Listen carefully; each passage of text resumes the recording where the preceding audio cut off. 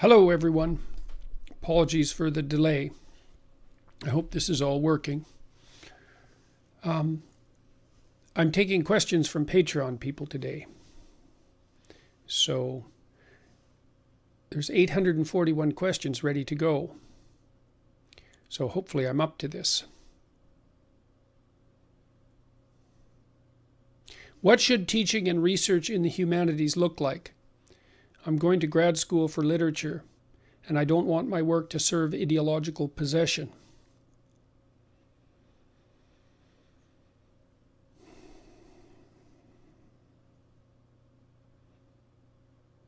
Well, the thing is, first of all, is that you kind of have to educate yourself when you go to graduate school. You know, you have your courses, but I don't think that you learn more than about 10% of what graduate school can teach you by taking the courses. You have to read. And the mistake that most people make is that they only read what's been published in the last 5 or 6 years in their own narrow field. And that's increasingly a bad idea. The libraries are full of classic books. And I would say, take your field, go back to the beginning of the field at least, read the people who wrote the classic works, bring yourself up to date, and then familiarize yourself with as much history of art, as much history of literature as you can possibly manage. You want to learn as much as you can about everything. I would also say you have to ally that with a certain degree of specialization. You have to pick one topic and really become expert at it, but it'll serve as a doorway to, because everything's connected, it'll serve as a doorway to what's behind it.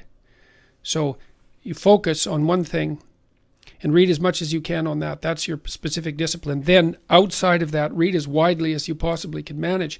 The other thing I would really recommend, and this is also true if you're going to university, is it isn't enough to read. You also have to write. And if you're going to go to graduate school, you should write every day. It's a good idea for anyone who wants to develop themselves intellectually, but even half an hour a day, that's 180 hours a year. That's a lot of thinking, because writing is thinking. And you should be writing out your understanding of what you wrote or what you read and the questions you have about it, and trying to formulate what you regard as clear questions and problems and also clear answers, both of those. And that's how I would say you should approach graduate school. Have you thought about slowing down? There are people worried about how hard you're pushing yourself with the countless commitments. Yes, well, I would say that those people worried about that include, I don't know if it's me, but certainly my family. They're worried about it. But I'm putting competent people around me increasingly to handle the scheduling of the public events, for example. And I have good agents and a good publisher, and I'm learning how to manage this, I think. I'm not really interested, I suppose, in slowing down, although it has been a bit much in the last year and a half. I do better in some ways when I'm working flat out. If my health was good, it's better than it was by a large margin. And maybe it's still getting better. If my health was good, none of this would be an overwhelming challenge. But I'm trying to do everything I can to put my health in order, and many, many things have been fixed. So, yeah, I thought about slowing down, but I've decided against it, I guess is really the final answer to that. That's the other thing, there are times in your life where it's not time to slow down, it's time to become more efficient. That's the thing, you can become so efficient. You end up doing things in 5 minutes that would otherwise take you a week. That might seem like an exaggeration, and I suppose it is to some degree, but it's not that much of an exaggeration. So as you take on more responsibilities and you determine that you're going to become more efficient, the responsibility pushes the efficiency. So what do they say too? There's time enough to sleep when you're in the grave.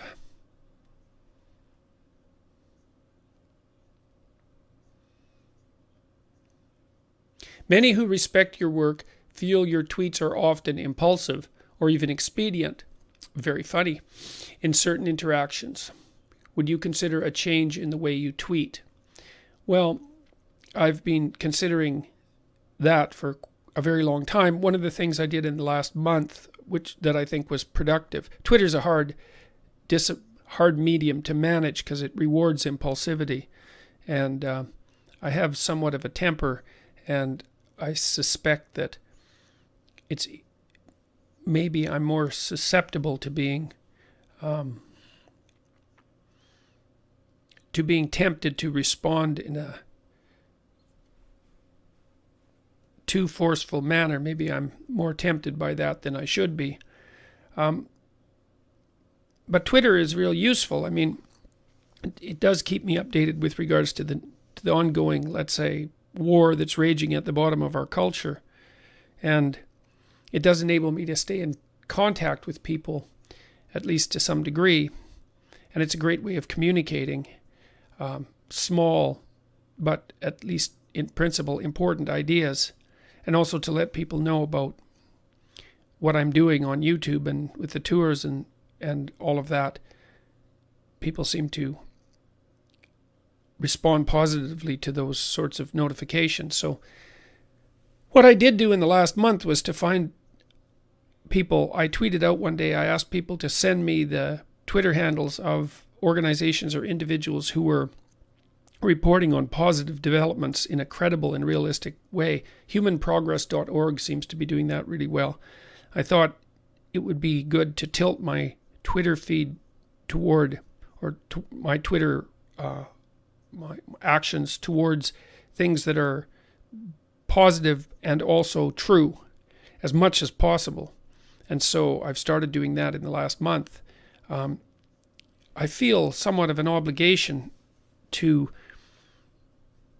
if I'm being discussed publicly by journalists or other professors, and they misrepresent me or misrepresent the ideas that they're purporting to discuss, then I feel like I have a moral obligation to, I suppose, one is to defend myself, I suppose, and certainly to object to the misutilization of ideas by my fellow academics. I don't know if that's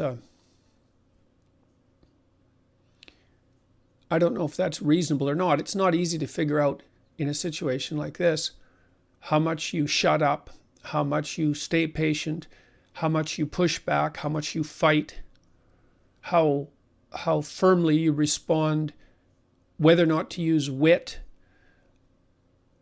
I mean, the rule I tried to outline in my book, 12 Rules for Life, there's a chapter called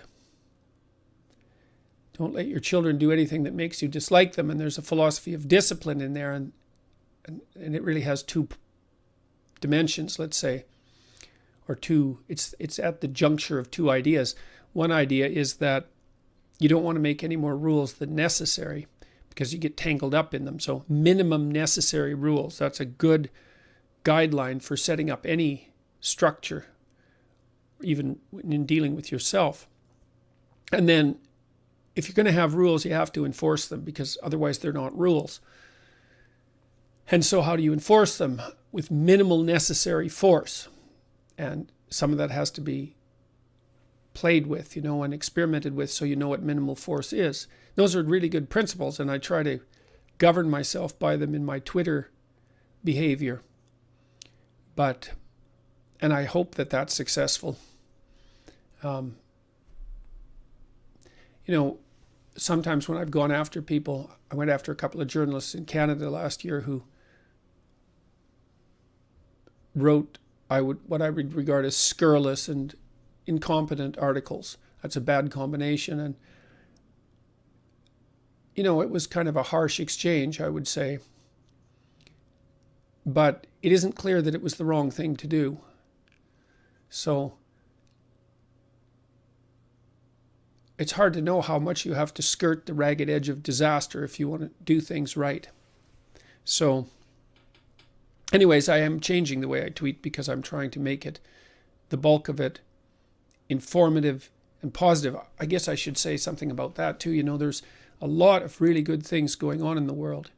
So we have poverty, absolute poverty, between the year 2000 and 2012, which was 3 years ahead of what the UN had hoped would happen.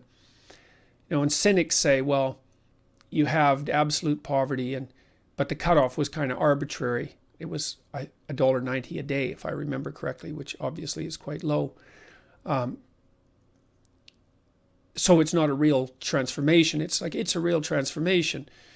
Some number had to be picked to represent absolute poverty, and I don't suspect the UN erred on the side of capitalist over-optimism. Perhaps they did. About hundreds of thousands of people are being connected to the power grid every day. Fresh water is available not to fewer and fewer people, but to more and more people, and that's happening extremely rapidly. Starvation in India and China is a thing completely of the past. You never hear about that. And that's pretty much the case for the rest of the world, except now and then for political reasons. So, everybody's got a cell phone, and anybody who doesn't is going to have one in the next 10 years. And that puts in people's hands a degree of communication and access that would have been absolutely incomprehensible even 15 years ago. So it seems to me that it seemed to me that it was worthwhile to change the way that I was using Twitter, because all these good things are happening,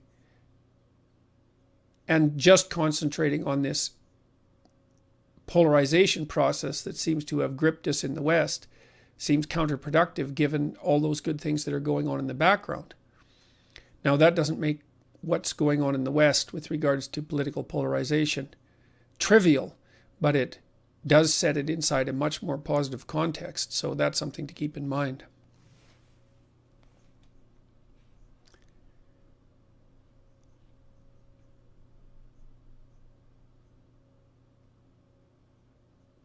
What of a client's need for autonomy/identity in therapy? They would prefer that which is meaningful and therefore under their control. Is this not unhealthy? I'm not exactly sure what to make of that question. Well, first of all, let's try what of a client's need for autonomy, identity in therapy. That's paramount. I mean, in my book, in chapter 9, assume the person that you're listening to knows something you don't. That's so that you can learn something, maybe, because you need to learn something. Because, what do you know? In therapy, I don't think that if you're a good therapist, you try to take responsibility for the decisions that your clients make. You don't take that decision making onto yourself, because you have to adopt a position of radical ignorance. A person is sitting across from you, and this is the true of every person. A person is sitting across from you, and they don't understand themselves, but you really don't understand them. And if you're a therapist, or maybe even if you're a friend or a partner for that matter, the person wants help. And so something's wrong as far as they're concerned. And there might be some way to fix it. That's your initial starting place, I would say. And both of you have to kind of agree on that in a psychotherapeutic situation.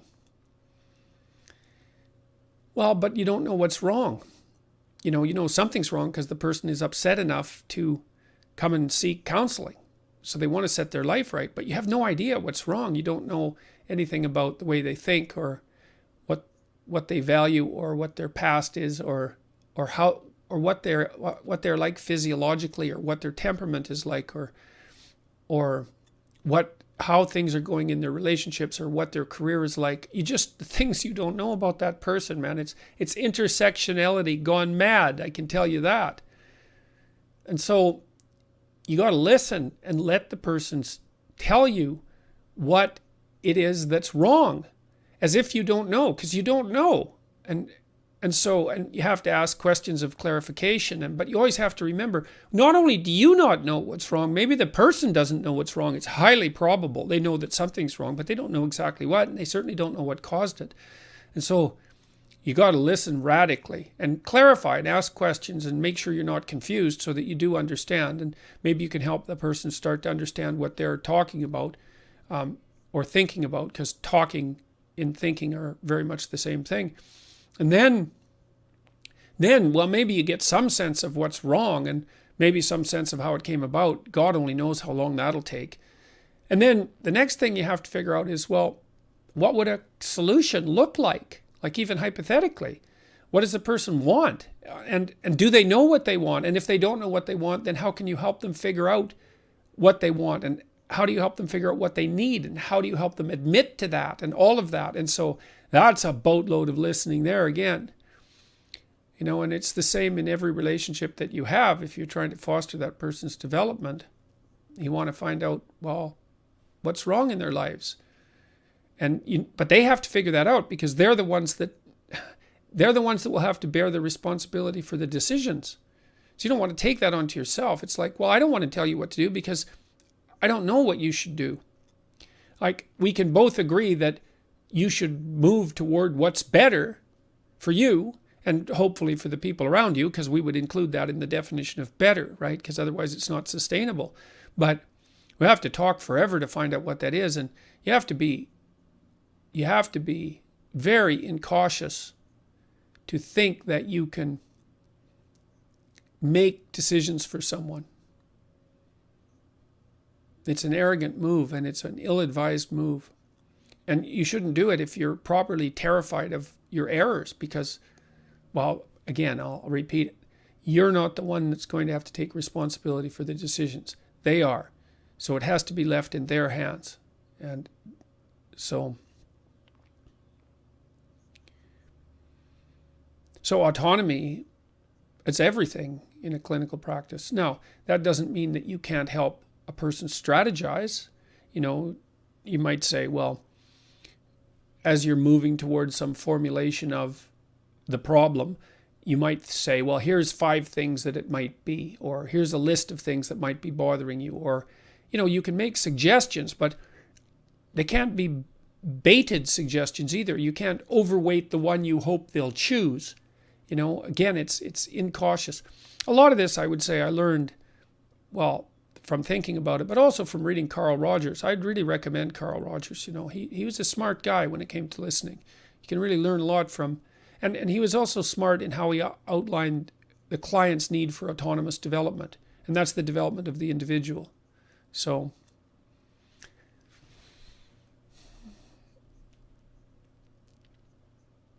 any update on your plans to start providing independent classes or an online university? Well, I'm working with some young people right now who are very, very smart. And the first thing, we're going to build modules by the looks of things.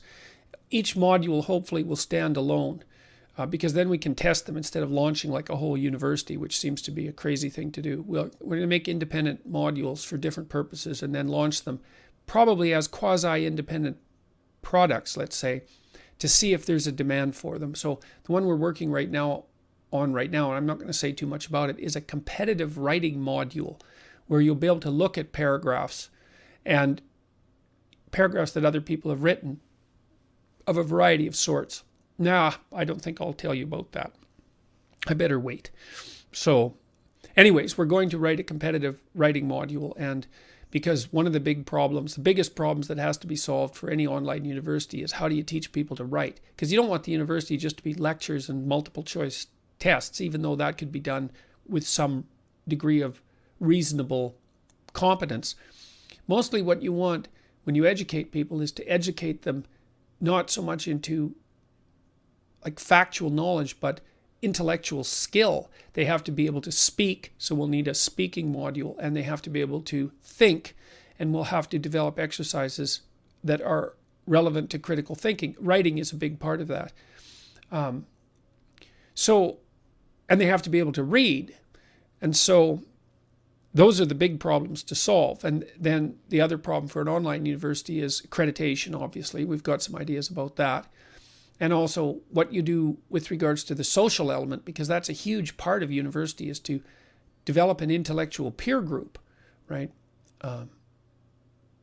That's really an important part. And it's not going to be easy to replace that online. Because, you know, the relationships that people make in college often last, well, they can last for decades, or maybe they can last a lifetime for that matter. But it's a place where you catalyze your adult identity, and the peers that you pick are a big part of that. Of course, some of the peers that you pick when you go to university should be the great people of the past. That's really what university is for, is to make them, in some sense, your peers. Now, that's pushing it, because you'll have to do a lot of work before they become peers. Anyways, we're definitely working on this. The part of the problem is that it's hard. What's the problem? I'm doing enough other things at the moment so that finding the time to do this credibly, in addition, is one of the major challenges. So,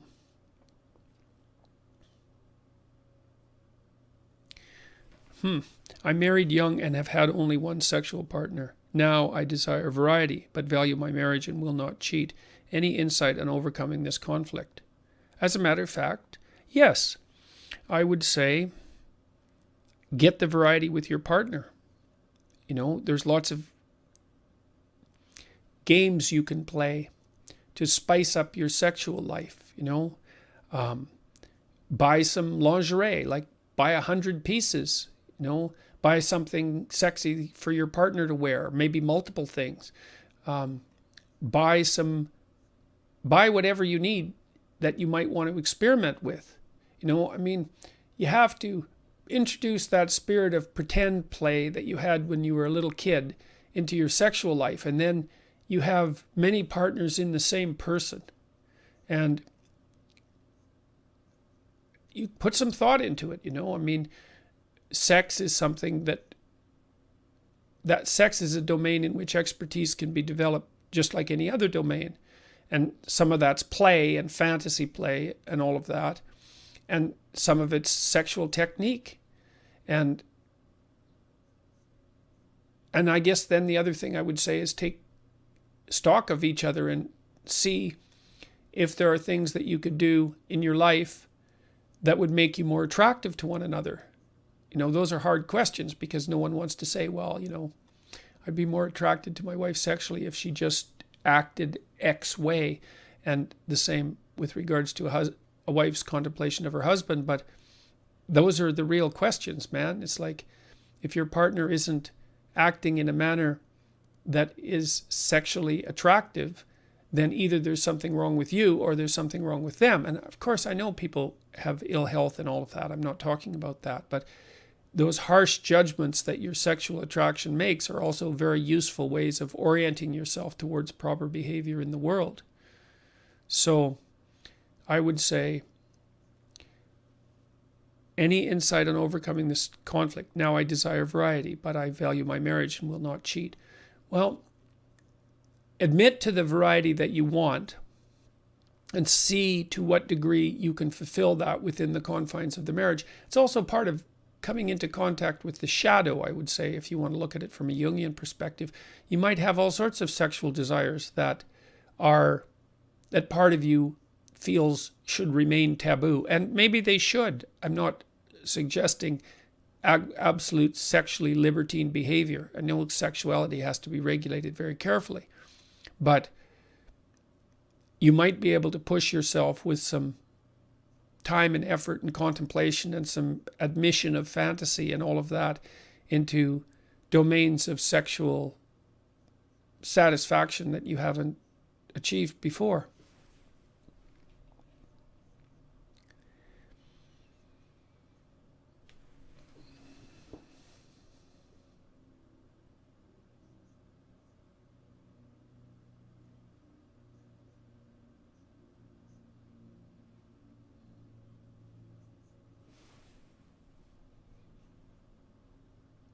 Why do I not discuss religious fundamentalism more often and more in depth?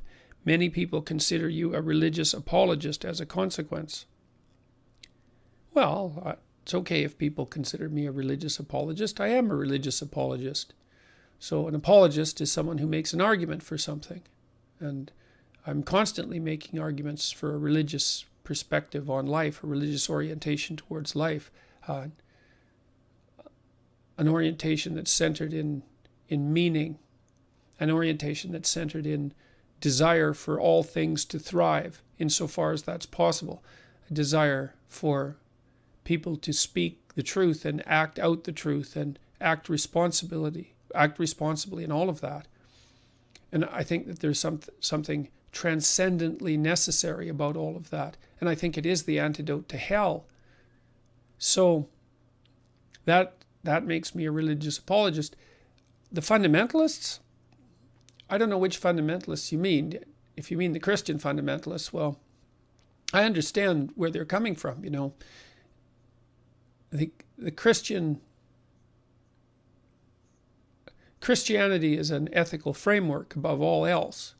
And it's predicated in a story about the way the world is constituted. And the story provides the foundation for that ethic. And the ethic unites the community and gives people direction. This is a big deal.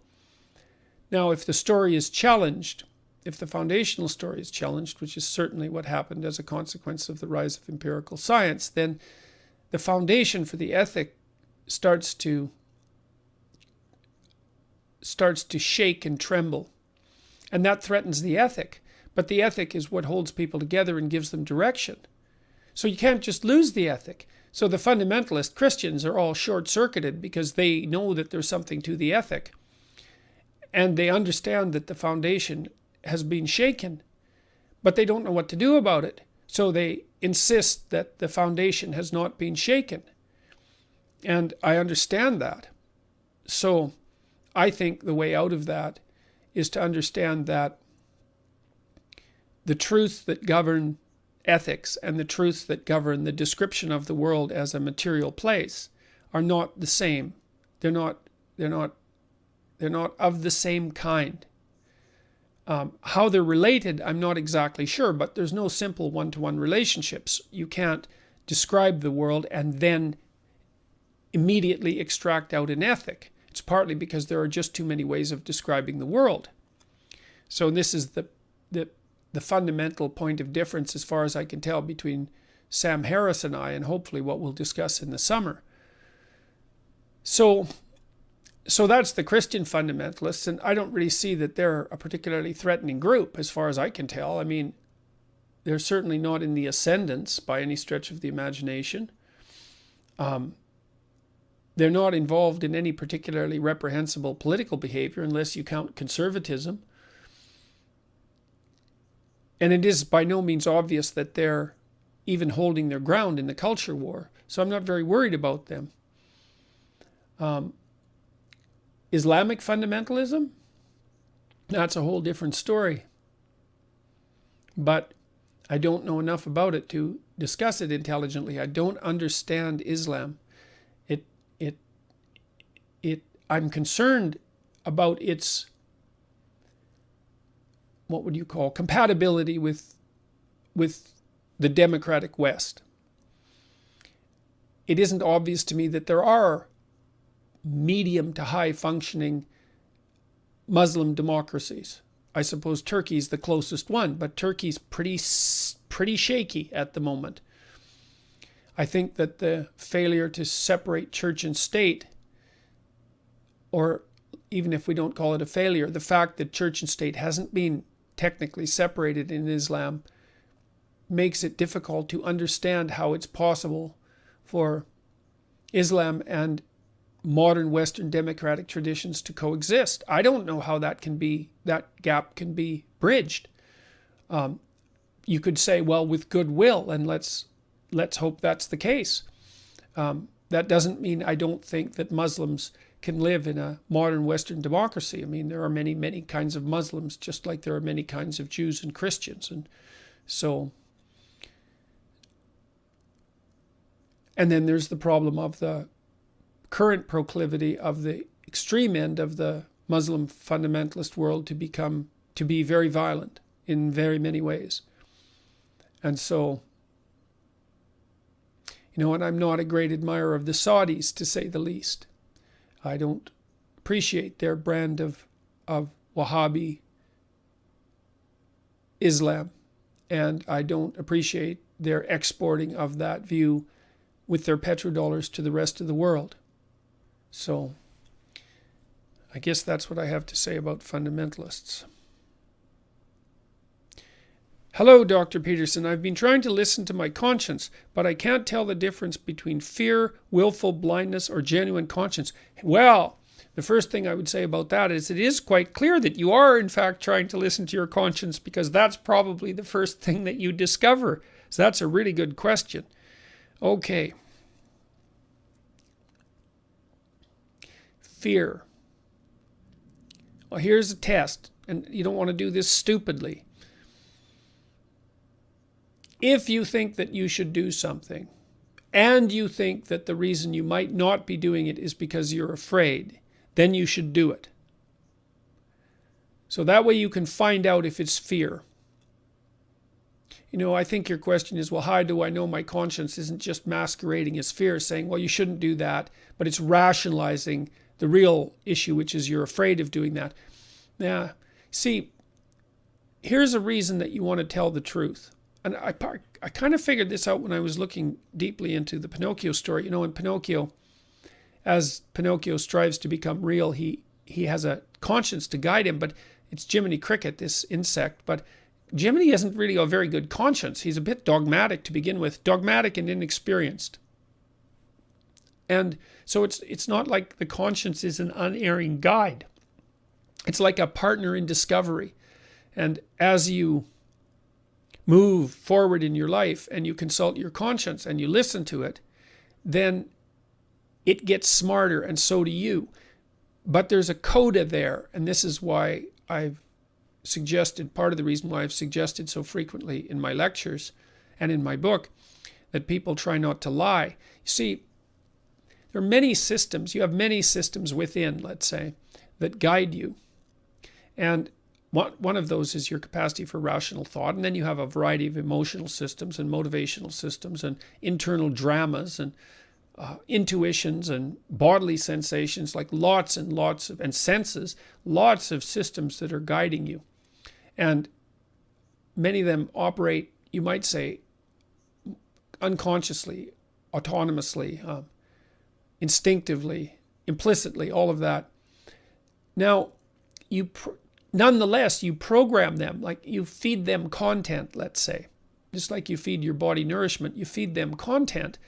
And a lot of the content that you feed them pertains directly to your voluntary thoughts and speech and your actions. And then if you pathologize those by lying, so if you say things that you know not to be true, or you don't say things that you know to be true when you need to, which is more common, and if you act in ways that you consider reprehensible, then you pathologize all of those autonomous systems that guide you. It's like you're programming them badly. You're building an AI system inside yourself, really, and in some sense that is what you're doing, that has very bad training data. And so the output it produces won't guide you properly.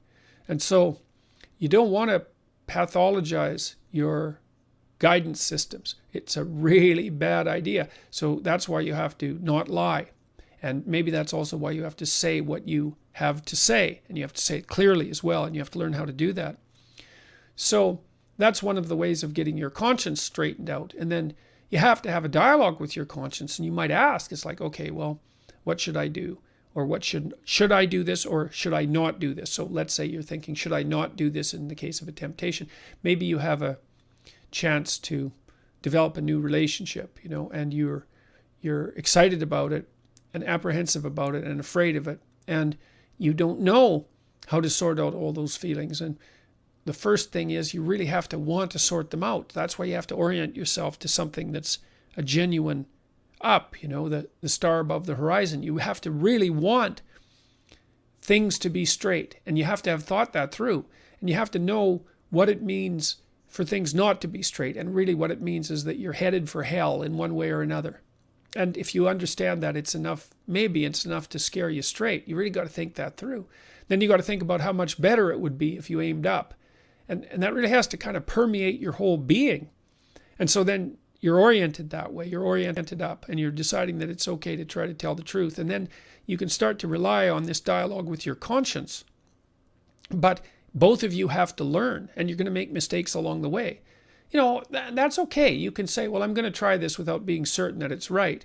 You can even say, I'm going to say this without being certain that it's correct. Like if you're arguing with your wife or your husband or your sister or your father, and you have an idea about what might be going on, you can say, look, here's my idea about what's going on. Who knows what that idea might be contaminated with? Like maybe I'm putting it forward just because I'm too proud or arrogant or angry or fearful or whatever. That's possible. Let's see if we can figure that out. But you can offer it tentatively and both have at it. That's what you do if it's a hypothesis, right? You both have at it and see if it's an idea that's worthy of keeping. You do that with your conscience. And then you move forward. There's a technique in behavioral psychology psychotherapy called collaborative empiricism. So let's say that you and I have been sitting down and we decide that you're going to try something new this week. Like maybe you're agoraphobic and you're having a hard time in a parking lot. And so getting out of the car and going to the grocery store. So maybe we say, well, you're going to drive to the grocery store and you're just going to walk halfway halfway from your car to the door. And that's good enough do that every second day for a week. And then come back and let's talk about it. So that's collaborative empiricism. You're running a little experiment. So you think, well, your conscience is guiding you towards something. You take a tentative step in that direction. And then you check and see, well, did what I wanted to have happen occur as an outcome? That's the crucial question.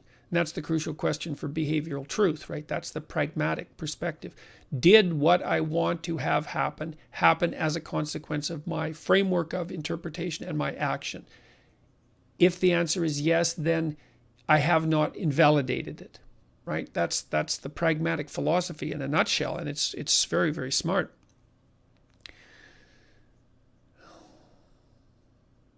So you have a dialogue with your conscience that never ends, and hopefully it gets wiser, and you get wiser. And that's the dialogue that Jung talked about between the conscious and the unconscious, between your fantasy life, say, the life that's sort of underneath you as a conscious being, like the life that's part of your biological platform, the biological platform that somehow miraculously gives rise to your consciousness. You have a dialogue with that. We're always in dialogue. We're always in dialogue, right, with everything. So pursue that.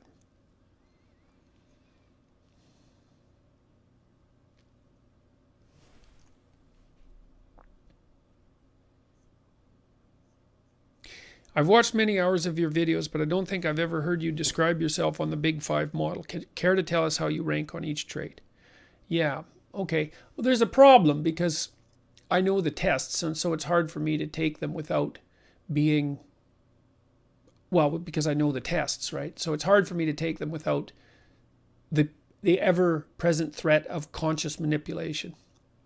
I've gone through them with my family, to see if we could get a more accurate judgment. So I can tell you on the Big 10 scale, which is the Understand Myself personality scale, I'm pretty enthusiastic. I think it's 75th, 80th percentile, something like that. 99th percentile for assertiveness. So I'm pretty extroverted because those two together make extroversion. And then with neuroticism, that's a hard one because I've had this problem with chronic depression that looks like it's autoimmune related. And so I've felt a lot more negative emotion than the typical person does, I would say, by a substantial margin. Withdrawal, well, I don't seem to shy away from things. So, apart from the fact that I do feel anticipatory anxiety, which I think is secondary to this depression, let's say, I don't seem to shy away from things. So I don't think that temperamentally I'm particularly high in withdrawal. I am more, it's not irritable. What's the next one? Volatile. I'm higher in volatility than withdrawal by a substantial margin. I can be quite irritable, but again, it's hard to dissociate that from the depression. So anyways, my levels of negative emotion are higher than I would prefer.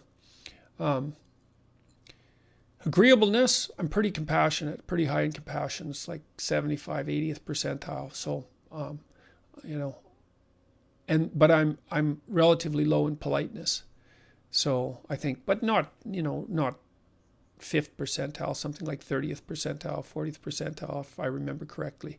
So that means that it means that I'm blunt enough to hurt people's feelings now and then, and that I really don't like that because the compassion thing gets me. So, conscientiousness, I'm moderately orderly, 75th percentile, and like 99th percentile for industriousness. And then openness, both of them, intellect, and 99th percentile for intellect, and then it's like 95th, something like that, for openness or higher. So that's where I rank. So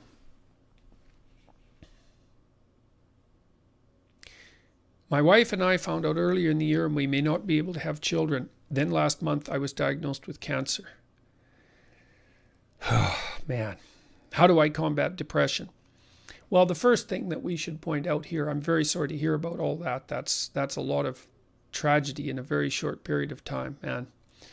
And I'm not going to give you any casual advice but maybe I can make some things clearer. The first is you're not depressed. You've had terrible things happen to you. That's not the same thing, right? I distinguish between them. If a client comes to me and they say they're feeling very sad and down and anxious and worried about everything and so forth, then I kind of walk through their life. Do they have friends? Do they have a family? Do they have a meaningful job? Is their educational background appropriate for their level of intelligence and ability? Are they taking care of themselves? Do they have something to look forward to? Do they use their time outside of work productively and wisely, etc.? So you think about those as the dimensions of a good life. There's more, or maybe there's fewer, but that's not too bad for a quick and dirty first pass through, let's say. Those are the dimensions, by the way, that you work on. If you do the future authoring program in the self-authoring suite, you're asked to think about all those dimensions and consider what your life might be like if you optimized along all of them. And so, if all of those things are going well for you and you feel terrible all the time, then you're depressed. Because there's something wrong with your emotional regulation. I mean, maybe you're having an existential crisis. That's a possibility. But I mean, let's assume we can't see anything structurally wrong with your life, but you're feeling terrible. Then I would say, well, you have depression. There's something wrong. Maybe it's physiological. And people like that, in my experience, those are the people who often really benefit from antidepressants. But then there's the other sort of person who is in trouble. Their educational attainment is not what it should be. They don't have a job. They have an alcohol or drug problem. They have a family that's really not functioning well, or they don't have a family. Their immediate relationship, intimate relationship, is non-existent or terrible. Their friends are non-existent or worthless and destructive. They don't get along with their relatives. They're in poor mental and physical health. You get the picture. And they're not feeling good. Their mood's low and they're anxious. That's not depression. Like it might be, but but what that is a terrible life. And those are different things. They need to be conceptualized differently. Now, even if you have a terrible life, an antidepressant might be able to lift you up enough so that you can keep fighting, let's say, assuming that that's what you're doing. But an antidepressant obviously isn't going to help, isn't going to remove the facts of your terrible life. Now, you've got terrible things happening to you at the moment, and there's no simple answer to that. I would say you could take a look at chapter 12 in my book, 12 Rules for Life.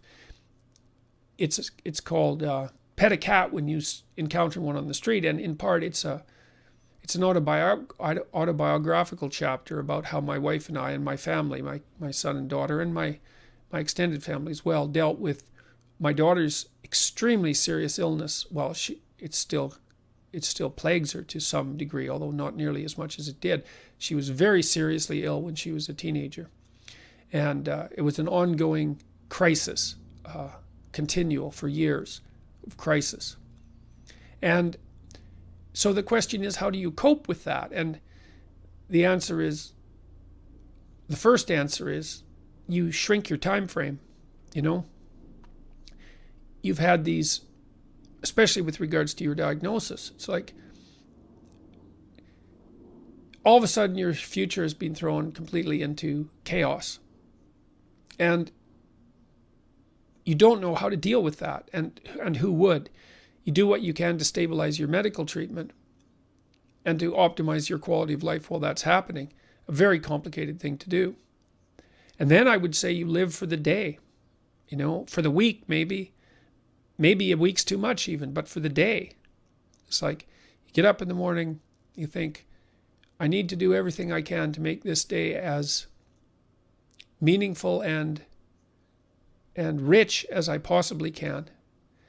And hopefully I will have had a full day by this evening, and then I'll be able to sleep. And then I'll be able to get up in the morning and say, I'm going to try to make this day as useful and meaningful and engaging as it can be.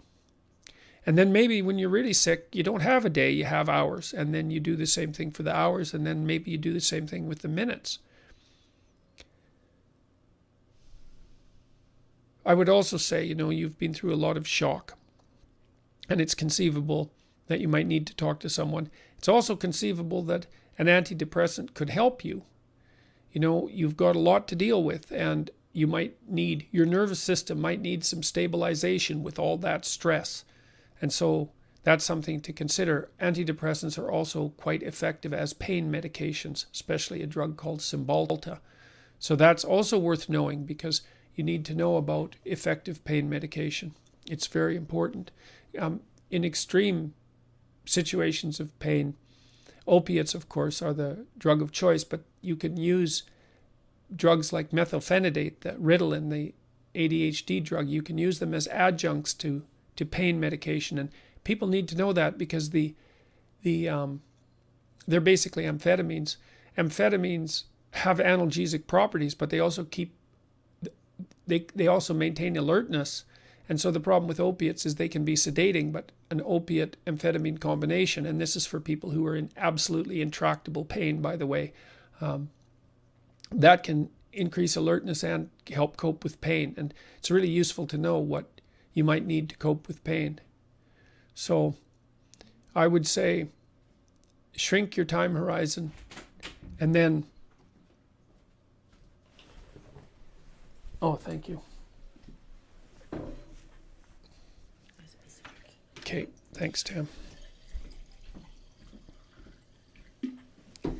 Shrink your time horizon, and then concentrate on the moment, whatever that moment happens to be. It might be the next minute. I don't know what else to do when you're in an extreme situation.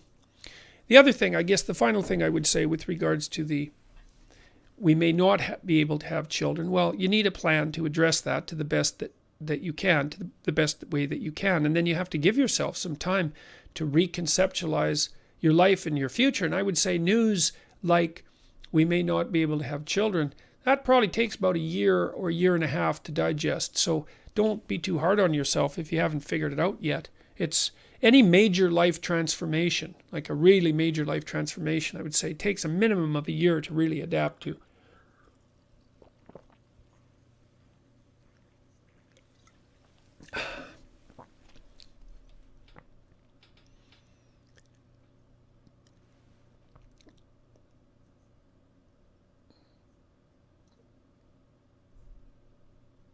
Please give your perspective on why polyamory is bad for the individual and society.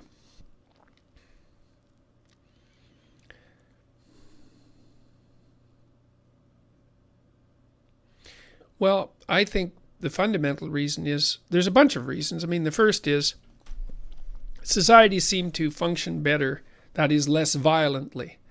Let's say, when there's one woman per man, if there's many women per man, there aren't many women for every man. There are a handful of men, let's say a minority of men, a Pareto distribution of men who have a disproportionate number of women, and a lot of men who have none. And those aren't happy men, let's put it that way. They're men who are very likely to get up to no good very rapidly. So there's that. then I would say the women who, let's say a man has many women, and let's say he's a desirable man for that matter, just for the sake of argument, if he has a variety of women, then those women don't have much of him. So they don't get to establish a real individual relationship with him because it's going to be fragmentary. And I don't believe that that's satisfying for people. I think that what you want, as much as you possibly can, is to have people around you with whom you can weave your life together over the short term, medium term, and long term. It adds depth to your life in a way that almost nothing else can. And so what you do, and so I've been speaking more about permanent polyamorous relationships. You might ask, well, what about sequential ones where, which is in some ways indiscriminable from, from just casual sleeping around. I think the problem with that is that to sleep around casually is to imply that sex is casual. To imply that sex is casual is to assume implicitly that it can be divorced from the rest of life, emotional life, motivational life, values, all of that. And you can divorce it, but you pay a big price for that. I think the price you pay is like the virtual. The word psychopathic keeps leaping to mind. Yeah, good old Freud. You have to reduce a person to the casual pleasure of a transient sexual interaction in order to sleep around casually. And I think that once you establish that as a habit with sex, which is a deep experience, if you'll do that with sex, which is a deep experience, then, and you learn how, then what makes you think that won't transfer to everything else that you do? I don't see how it can fail to. So, you could say, well, monogamy isn't a very good solution. It's like, well, life is a sexually transmitted disease with a 100% fatality rate too. There's lots of really complex problems for which we only have the best answer we can come up with, which is not a utopian answer, but I would say, and I think the evidence supports this as well, that stable monogamy is the best solution that we know of, and it's also the minimum necessary requirement for the stability of children. So, polyamory, it's wrong. It's wrong. It makes men violent. It increases inequality in the manner that makes things dangerous. It makes it impossible for women to have a deep relationship with men. It facilitates the, the transformation of sex into something casual, and then that spills out into the rest of the world. It deprives the people who engage in it of the opportunity of establishing a stable, long-term, mutually satisfying. It's more than that. Mutually beneficial relationship. Because a good marriage, the people in it gain more than. They're more than twice as good, right? The benefits aren't precisely linear. So you lose that. It destabilizes the situation for children. There you go, man. That's a lot of things that aren't good. That's for sure.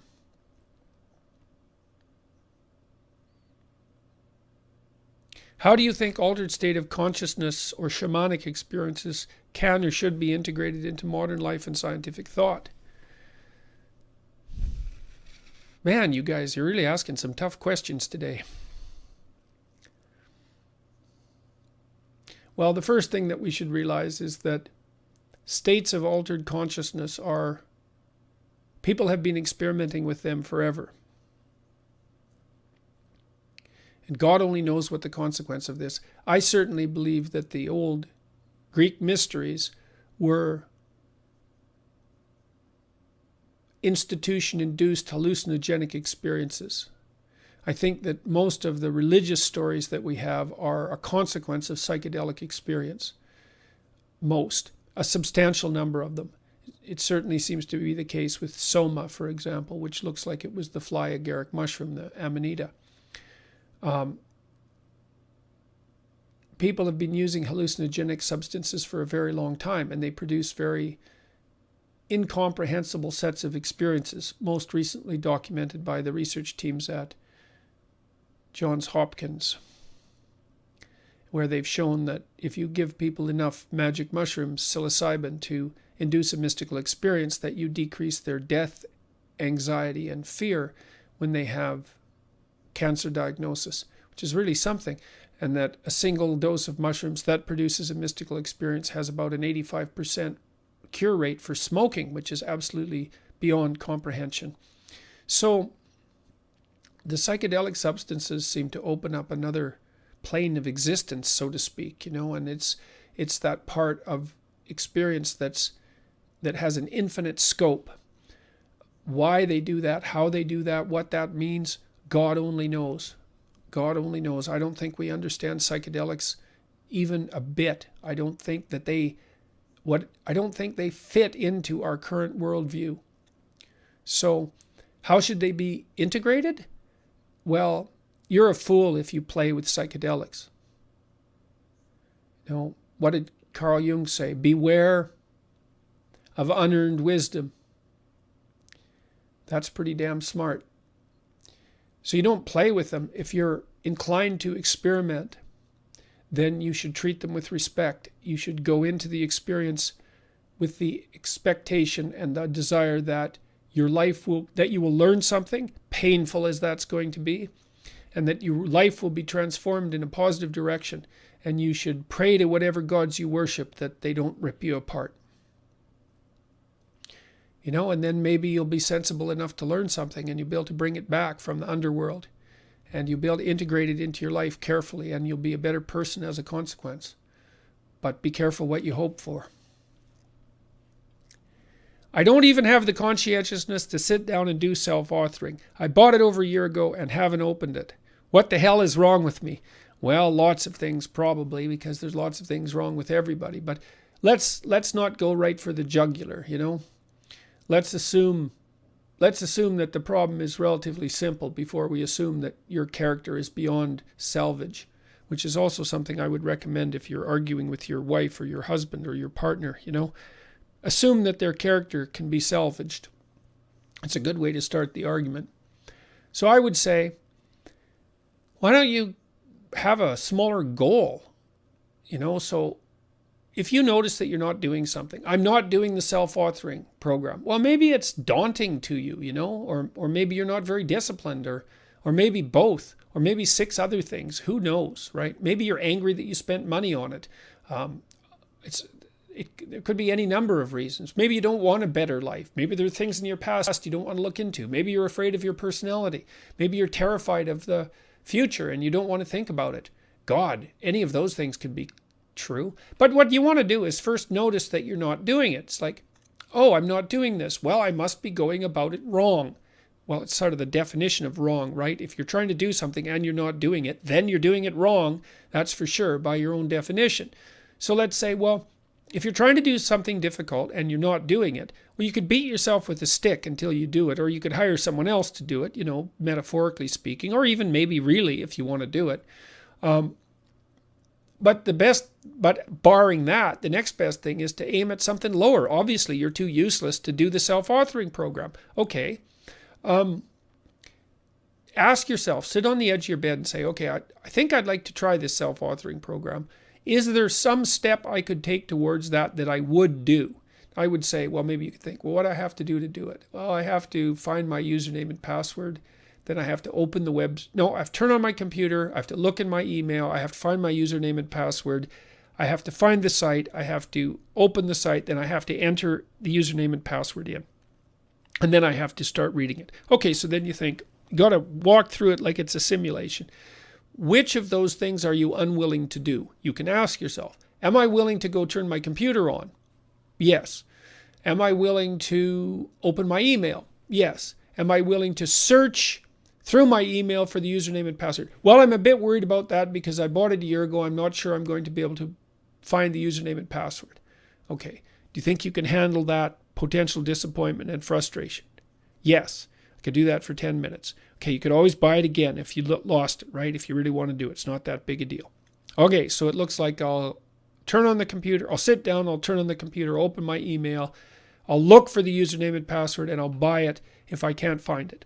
That's a possibility. Will you actually do those things? Like, would you do them right now? Yeah, I think I'd do that. Would you also put the username and password into the program itself? Well, then you feel a little resistance. You think, well, maybe I do that, maybe I wouldn't. Okay, would you put the username and password into the program and start reading? It's like, nope, that's too much. It's like, okay. Then you might think, well, if I wasn't such a useless son of a bitch, I'd just sit down and do the whole thing. It's like, yeah, maybe, but you are exactly that useless kind of son of a bitch. And so you can ask yourself politely what you're willing to do. You might find that you're willing to open the damn program and put the username and password in and like look at the first sentence. And that's a big accomplishment. It's like you could take yourself out for dinner for managing that. And I'm not being cynical. It's like, way to be, you opened it. That means you have to get over your anticipatory anxiety. Like, that's a big deal. Maybe that's enough for the day. If you find that you're not doing something that you know you should be doing, ask yourself, like seriously, like you would ask someone else, like you'd ask someone you care about, like you'd ask someone you'd listen to, what it is that you're willing to do. You won't clean up your room. Okay. Will you clean up your closet? No. Will you look in your closet and like think about some things that you might clean up if you did it the next day? It's like, yes. Well, there you go. Successful negotiation. You know, you're not your own slave and you're not your own tyrant. You have to deal with yourself. You have to negotiate with yourself, just like you'd negotiate with another person. So that means you got to take your stubborn idiocy the way you find it. You got to accept it. And then you have to ask yourself, like you'd ask a really bratty 9-year-old kid, what you might be willing to do to put another foot forward. And then you have to do it. Small as it is, in humility, because you're so damn useless, that was the best you could manage. It's like, well, it's better than nothing. So it's good enough. And if you do that every day, if you try that every day or every second day or once a week for that matter, you know, if you allow yourself to genuinely step forward on a reasonably regular basis, you'll actually move forward. You know, even that will do the trick because the benefits will start to compound. So if you're not hitting what you're aiming at, aim lower. Move closer to the target until you can hit it, with a little bit of effort. And accept that as your starting point. At least that's good. You found your starting point. Hooray. Hooray, you're on the path. Good for you, you know. I'm serious about that. My wife says I am like you, i.e. obsessed by ideas and seldom want to talk about much else. She wants me to ask if your wife is ever annoyed by it. Ha ha. No, I don't know if she's annoyed by that. I think she's worn out by it. You know, I mean, I'm amazed that she seems to be able to live with me, which is asking quite a lot of someone because there's always a lot going on. You know, I mean, so I don't think she's annoyed by it. I think she's overwhelmed by it. And fair enough. And maybe sometimes she's annoyed by it too. To be obsessed by ideas like that, well, that's part of being high in trait openness, especially if you're also extroverted. That's what you like, you know. You're high in openness. You should have your wife take the Understand Myself test. And you too. And then you can look. We're going to build this couples report pretty soon I'm working on the paragraphs now. The infrastructure is already in place that will enable people to compare one another. But, you know, it sounds like you're extremely high in trait openness, especially on the intellect dimension. And perhaps your wife is lower on that dimension. And so take the test and find out. And then you'll both understand that it's characterological. So you might need to find people that share your intellectual predilection. If your interests are more than your wife can easily and happily, let's say, tolerate.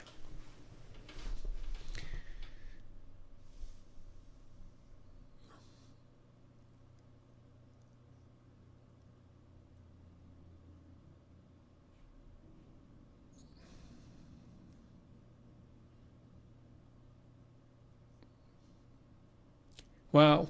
Hi, Dr. Peterson. I'm a member of the translators who translate your video into Chinese. How can I speak the truth and survive in China and protect my family? Oh, man. Well, the first thing I would say is, God, that's a hard question. Carefully and attentively. How can I speak the truth and survive? Carefully and attentively. I mean, I would say rule number one, don't sully your soul. That's like rule number one in life, you know. You got to decide what's horrible. And obviously being persecuted for your opinion is horrible. There's no doubt about that. But being forced to live in a web of silence and deception is also horrible. I'm not going to say worse. I'm going to say also horrible. So you've got Hobson's choice there. If you're going to do what you can to tell the truth, then do it with humility and care. Start within the confines of your own immediate circle. And don't get arrogant. Don't think you'll get away with it. You have to be doing it humbly and carefully.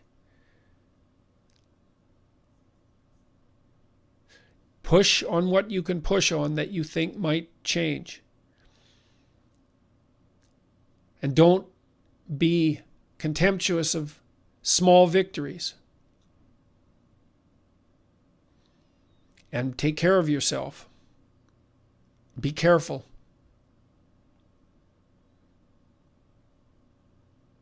You want to maintain yourself while you're making your attempts so that you can be around to do it for a long time. So, see, and I guess we could rephrase the last part of your question, because we could also say, how can I speak anything but the truth and survive in China and protect my family? I do believe that in the medium to long term, and all things considered, you never have a better bet than telling the truth. But I do say that realizing that there are places and times where it's relatively safe to do so, and places and times where it's relatively unsafe to do so. And if you're in China now, and for a very long time, you're in a place where it's relatively unsafe to do so. Don't take unnecessary risks. And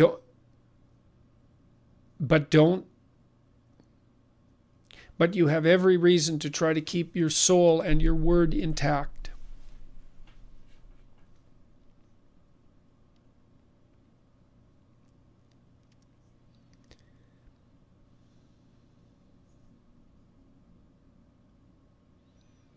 My brother committed suicide and I'm taking care of my sister's kids, age 7 and 3, until she's stable. How can I help them cope with the loss of their uncle?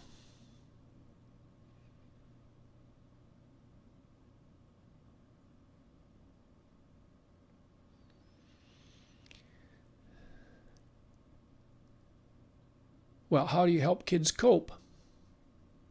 You put a stable routine together around them so that they don't have any additional uncertainty in their life.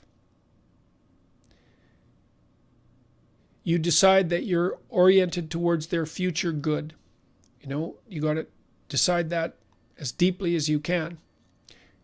Are you resentful about having to take care of them? Because you might be. And maybe you have your reasons too, but I would scour your soul for that possibility and see if you can rectify it by whatever means necessary. Act responsibly and reliably, and that will give them faith in adults, which is good because they need some faith and they're going to be adults, so they need to have some faith in adults.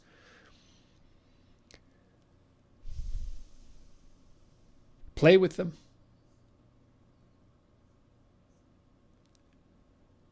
pay attention to them, play with them. It's not a bad idea to teach kids how to come and get a hug. You can do that in a pretend play mode. You say, look, let's practice something. Why don't you practice? Let's pretend that you need a hug. And then let's pretend that you need some practice in figuring out how to ask for one, because everybody needs a hug sometimes. Even the 3 and the 7-year-old should both be able to play that game. And then have them practice until they get good at it. And then you can play that every day for 3 weeks until they're really, really good at it. And so that when they're feeling lonesome, they can, and then you tell them, look, pretend you're feeling lonesome. How do you come and get a hug? And you got to figure that out. Maybe they just come on and they look at your feet and they say, I'm feeling lonesome. I really need a hug. And then, you can teach them to come and get attention from you when they need it. And that's really what a kid needs, is to have someone there to pay attention when the kid needs it. That's really a good thing.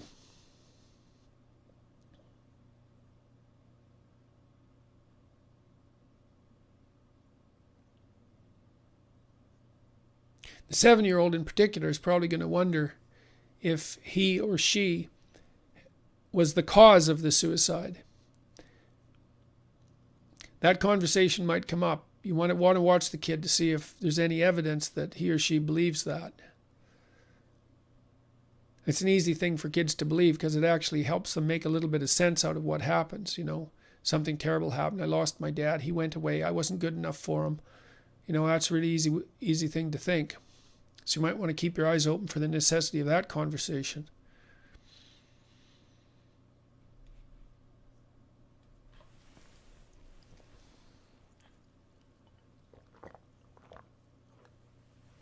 I'm a minority.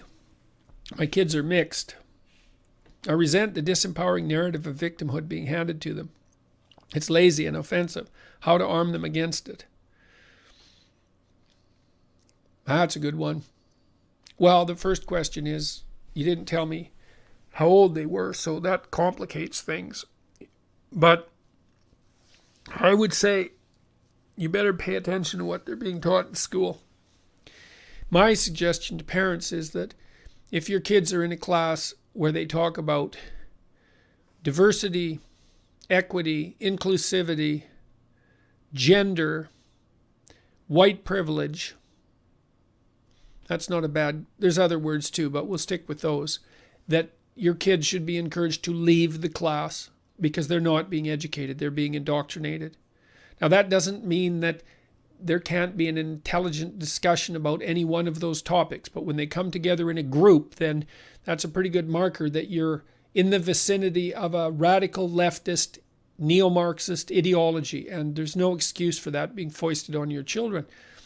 You may have to have a serious chat with your school, with your kids' teachers, with the principal. You may have to learn how to formulate your arguments against the practice. Like, if you resent it, what are you going to do? You're going to put up with it? You're going to get angry and take it out on someone else? You're going to do something stupid because you're resentful? It's like that's likely, right? Or you're going to swallow it and get weak. I mean, Jesus, those are dismal options. I mean, first of all, you might want to find out if all your resentment is justified.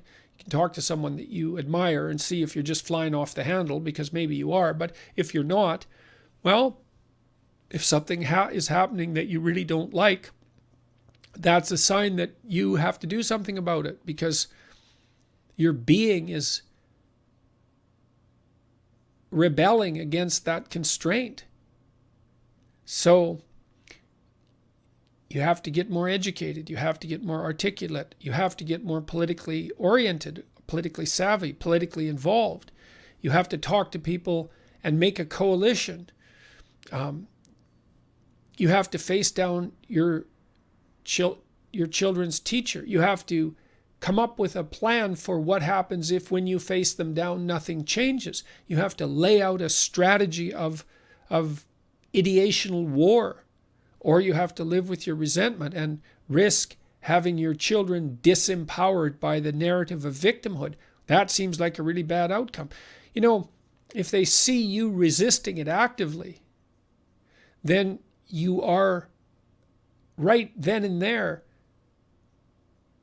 acting out the contrary narrative. So if you don't believe that they should be described as disempowered, then you should act in a manner that indicates that your convictions have far more potency than you might believe. Sam Harris has accused me of sophistry in my Bible lectures. How do you draw the line between sophistry and a valid reading? Well, welcome to the universe of literary criticism. Seriously, right? Because that's the real question. I look for patterns. When I wrote Maps of Meaning, which is my first book, I laid out a description of the way that we perceive the world, and I wanted to know if it was an accurate perception. And so I tested it against multiple levels of analysis, and so I wanted to see, well, did the story stand up logically? Was it in keeping with what was known at that point in terms of functional neuropsychology? Was it in keeping with the literary tradition? Did it make sense from the perspective of mythology? All of these things. And my supposition was that if the interpretation remained coherent across all those levels of analysis, the probability that that was spurious was very low. Just like you can think about it as akin to the way that you detect whether or not something's real using your senses. You have 5 qualitatively different senses. And if one of them reports the existence of something, that might be faulty. And if 2 report the existence of something, maybe even that would be faulty. But if 5 of them report it, then the probability that there's something there is starting to become high enough so that you don't die by relying on it, which is really our fundamental, what would you say it, manifestation, indication of sufficiency. I don't think Sam really accused me of sophistry precisely. What he did was say, like the postmodernists say, any text is susceptible to a very large number of interpretations. How do you know yours is, well, you could say true? This is where things get complicated because it depends on what you mean by true, which is another thing that Sam and I had a head-to-head about. I act out my interpretations of the stories that I read, and I detect the consequence of that action in the world and use that as another means of determining their validity.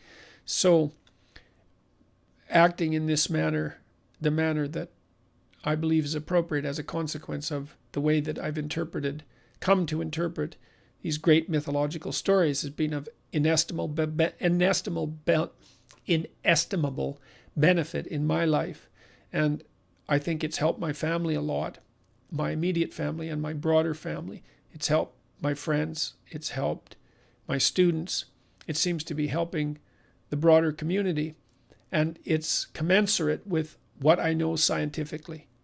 And so, if that's sophistry, that isn't sophistry because it's just too many points of contact. So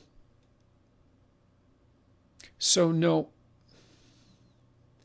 Besides, there's other ways of protecting yourself against sophistry too. One of the ways you can tell if you're a social scientist and you've actually found something is that you're not happy about it. So if you do a data analysis and you get a result and you think, oh God, that's the last thing I hoped for, then that's pretty good evidence, not conclusive obviously, that's pretty good evidence that you've actually found something real. That's sort of like the data that's been generated by the personality theorists lately, showing that as societies become more egalitarian, the proclivity of men and women to choose different occupational routes increases rather than decreases. You can be sure that whoever made that finding, that isn't what they were hoping for. Because that's, well, first of all, who would hope for that? It's just, there isn't an ideology supporting that as a desirable outcome. I mean, it might be a great outcome because it means that as you make societies more sociologically flat, say, in terms of opportunity, men and women get to choose what they want, and they actually choose different things, and that's okay. You could say that, but hardly anyone is. So there's almost no one who's happy when they find that. So often when you interpret a story, let's say you come up with a self-serving interpretation, then you might think, well, I'm not going to trust that because it's self-serving. But often I believe if you take the Jungian tack, for example, through the mythological material, you don't find what you want. You find the opposite of that. Jung said, what's his prime dictum derived from alchemy? Instir quilinis invenatur, which I'm probably butchering in terms of pronunciation. Of course, no one knows because it's Latin. What you most want will be found where you least want to look. Well, that's hardly a self-serving interpretation. Who's going to generate that, man? But that's the dragon and the gold right there.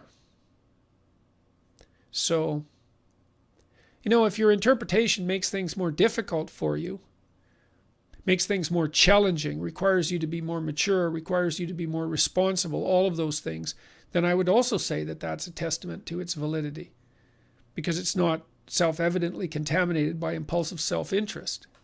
So,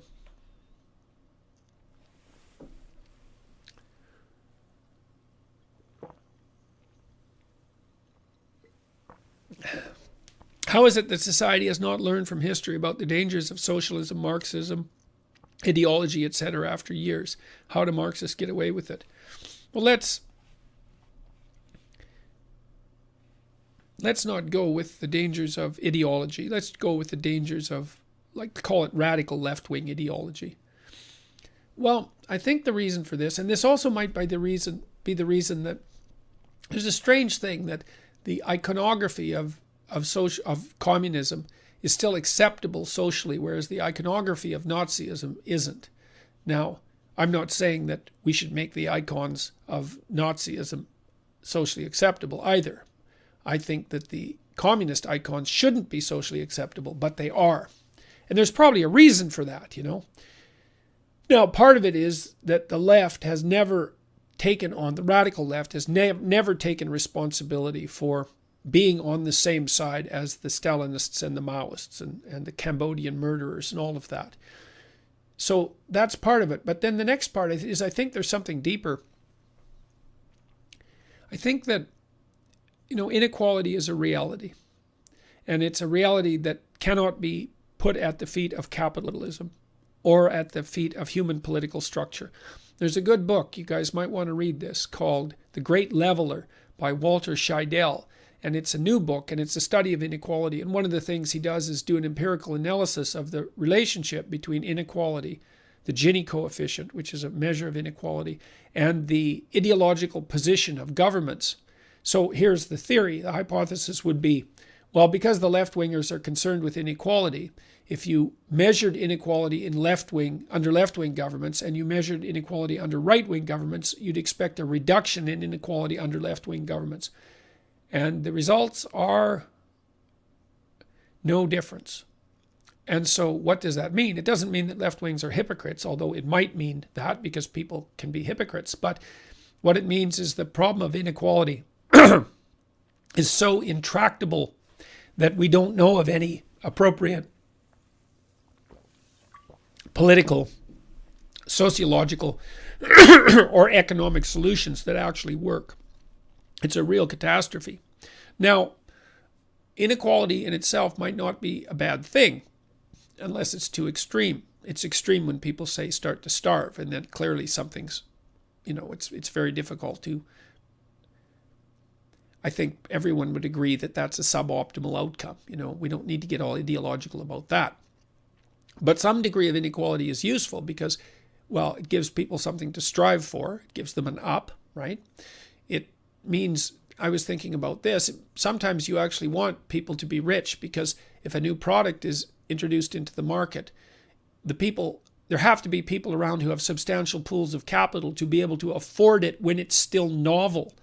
And then that market brings the price down for everyone else. And so if everyone had exactly the same income, it would be very difficult to introduce expensive products into the market with the hope that their price would plummet. That actually is a big deal. You want large pools of capital sitting around too so that people can invest in very, very complex things. And you also want large pools of capital to be in the hands of private individuals so that there's forces that are powerful that are competitive with the government and with other large organizations. So anyways, though, back to the Marxists.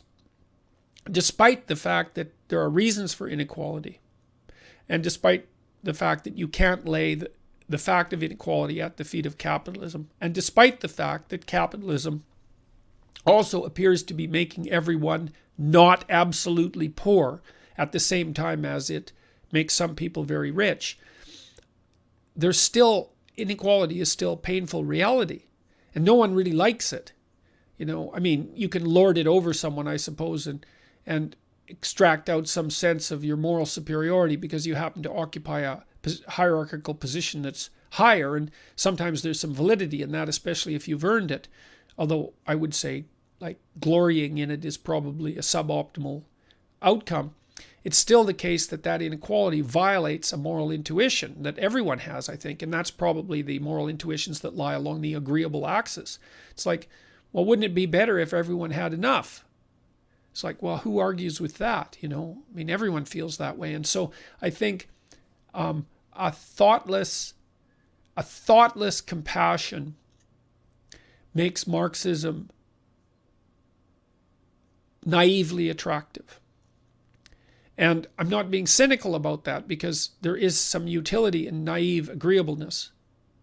But unfortunately, the world is a very complicated place.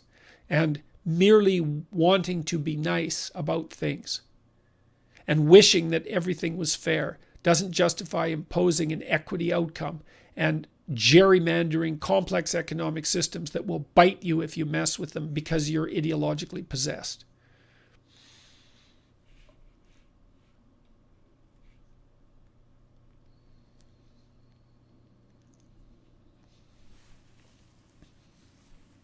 I am 46, retired executive, wealthy, competent, and full of juice. Who can I talk to if I want to invest time/money/energy in your university? Lots of people are asking me such things, and it's very much appreciated. It's weird, because you'd think that if people are offering you time and money, that it would be a straightforward thing to say, yes, please climb aboard and help. But it's not that simple, because first of all, I don't want to involve people in something that I can't be sufficiently committed to. It's not fair to them. And it isn't obvious to me how I can be committed to this yet, fully committed to it. And so I'm sort of playing with it at the level that I can manage. It's not like it's a game. We have a good product involved, or a good product in motion at the moment. But I don't have the wherewithal to scale at the moment. And, you can say, and people who are developing new businesses like to do this, like let's say I could come up with a draft business plan for an online university, and then I could contact people like you, Paul, and say, look, I'm ready to gather investments, and let's say I could raise $20 million, or let's say I could raise $200 million. Then I have a new problem. The problem is, well, oh my God, I've got all this money, now I have to figure out something to do with it. And that's actually a really big responsibility. It's not like, it's a success catastrophe, let's say. It's a first world problem. I get all that, but that doesn't mean that it isn't real. So I have to do a lot more thinking and planning and figure out how to disperse my time most effectively before I dare to take on any additional people who would like to help. Now, once my organization is in a place where that sort of help would be useful, then I'll make a public announcement, and I would be more than happy for people to jump on board, let's say, climb on board, start pushing, devote resources, all of those things. I'd be happy for that to happen then, but I don't want to do it prematurely, because I don't want people to risk their valuable resources in an endeavor that isn't yet solid. So, all right, so I'm only going to do, I think, one more question.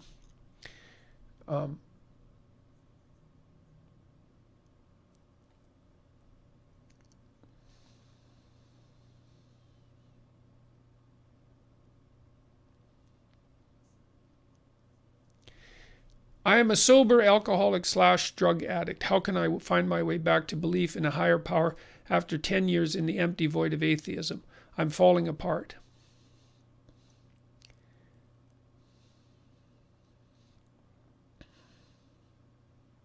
Well, I would say your best bet is to actually start devoting some time to it. For me, I became convinced of the validity of a religious viewpoint, I think, as a consequence of study. Read Joseph Campbell. Read Carl Jung. Jung's hard. Campbell's a good introduction, though. Mircea Eliade as well. I don't know if you can find your way back to belief, but you might be able to find your way back to meaningful engagement. And that's a better way of thinking about it. The belief thing is a really tricky one. People ask me, do you believe in God? And I really think, how dare you ask that question? I think that's really what I think. But on a more prosaic level, I usually think, well, I don't know what you mean by belief. I don't know what you mean by belief. And I don't know what you mean by God. These are very difficult questions, and none of that's self-evident. Now, I would say, do I believe in the crucifixion? Well, certainly. I mean, people, the crucifixion, how can you not believe in it? If you think symbolically, it's like human beings we're eternally crucified, right? Our lives are tragic and they end in death, and we're all betrayed. We're all betrayed. We all experience betrayal. So you can't not believe in the crucifixion. Do you believe in the resurrection? Well, people die and are reborn all the time. They go through, this is what you're after here. I'm a sober alcohol drug addict. Well, you had to let a lot of you die when you stopped being an addict and something new be reborn. It's like, well, what's the ultimate significance of that? And how is it tied to the notion of bodily resurrection? Well, I don't know what the ultimate significance is, but it does seem to be the pathway through life.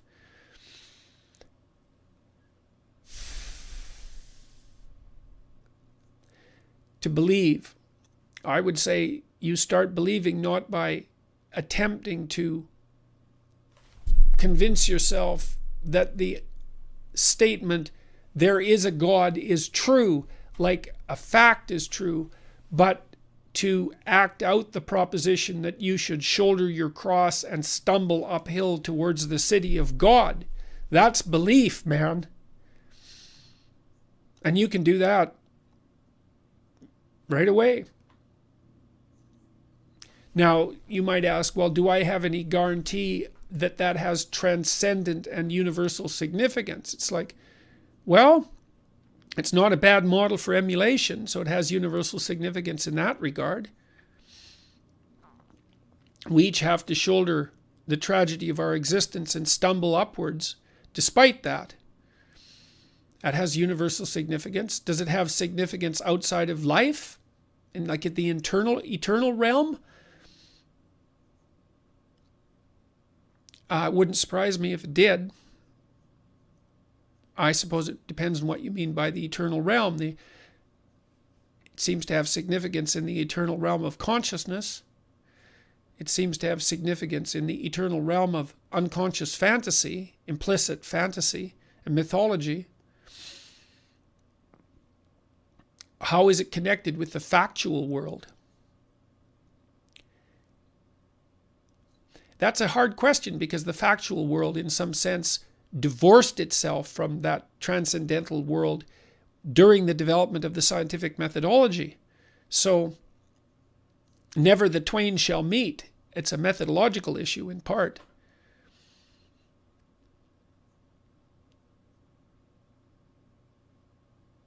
I think you probably have to draw on the same forces that enabled you to sober up and abandon your drug addiction. Something was guiding you forward. Go forward again. Go forward again as if there is a higher power. That's your manifestation of faith. Go forward again as if being is benevolent and God is good. That's the hallmark of courage. And that's a good place to stop. Thank you all for showing up today and for all the support. And that's enough for March 4th, 2018. Bye-bye.